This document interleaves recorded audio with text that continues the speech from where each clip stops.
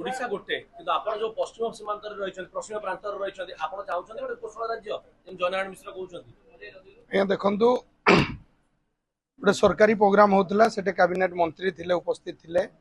से जो हिसाब से वंदे उत्कल जननी को आम समस्ते सम्मान दौ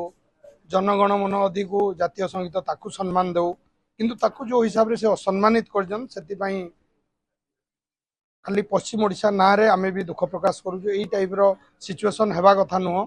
कारण विभिन्न प्रसंग आसे केतेबेले इलेक्शन समय रे कौशल ना नहीं कि राजनीति करा जाए किंतु आज देखंतु स्थायी बेंच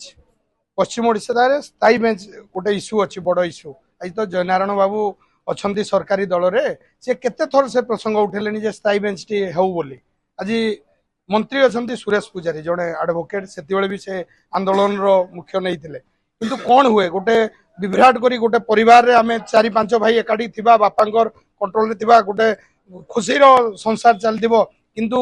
कार कौन असुविधा हम कौ इश्यू नहीं कि घरटा को विभाजन करदे कौन अवस्था हुए साधारण भाव मुझे कहि मोर एते आइडिया नहीं जयनारायण बाबू जड़े वरिष्ठ नेता विरोधी दल नेता थिले मंत्री थिले किंतु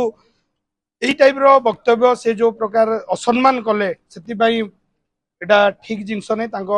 दल भितर आभ्यंतरीण कौन कौन दल अच्छी सी दल भितर करंतु ताकू आनिकी पॉलिटिकलाइज करिकी पूर्व ओडिशा पश्चिम ओडिशा करी विभाजन करंतु नहीं आमे स्वप्न देखुचु जे 2036 मसीह रे आमे गोटे सुवर्ण ओडिशार स्वप्न देखुचु आज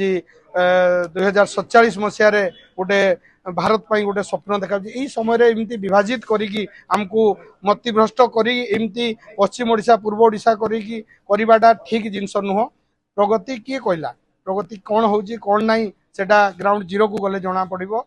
जयनारायण बाबू को आज ये पचारि सी तो रहिले पश्चिम ओडिशा रे संबलपुर झारसुगुड़ा माइनिंग एरिया मु बारंबार प्रसंग उठाए देवगढ़ गोटे पश्चिम ओडिशा आपनकर चारि पाखे इंडस्ट्री एरिया मझिरे आमे आगे अच्छु खाली कृषि आमडे इंडस्ट्री नहीं कि खनि खादान नहीं किंतु केबे तो प्रसंग उठे ना गोटे भाईटे अच्छी ताकू आमडू डीएमए फंड्स किसी दौ किंतु सरकार राज्य सरकार टू आमे जति पाउजु सफिशिएंट आगामी दिन में आमे आहुरी चेष्टा करूँ किमती फंड्स नहीं आमे गोटे सुस्थ सुंदर जिला गढ़ू तेणु यही टाइप विभ्रांतिकर तथ्य दिंतु ना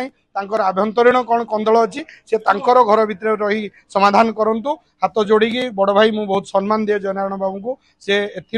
निवृत्त रुहतु एति मोर अनुरोध।